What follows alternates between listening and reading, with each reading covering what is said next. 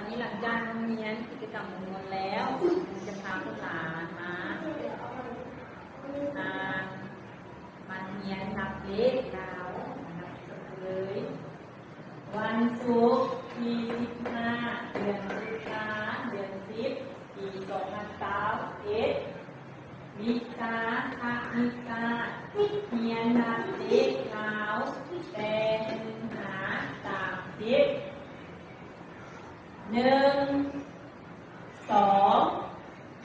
3 4 5 6 7 8 9 10 11 12 13 14 15 16 17 18 19 20 21 22 23 24 25 26 27 28 29 30เครื่องหมายเลขบวกลบคูณหารเท่ากับวันนี้ให้พวกหลานมานับกับสกูอีกจะหนึ่งวิชา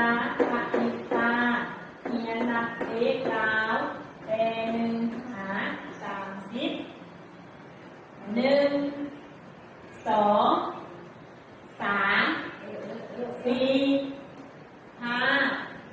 6 7 8 9 10 11 12 13 14 15 16 17 18 19 20 21 22 23 24 25 26 27 28 29 30เครื่องหมายเลขบวกลบคูณหารเท่ากับหลังจากที่พวกหลานนับกับสมุดแล้วให้พวกหลานนับดูปึ้มของตัวเองเด้อเรียนนับแล้วอัดคลิปมาส่งมาให้สมุดพร้อมให้พวกหลานนับดูปึ้มของตัวเองบ๊ายบาย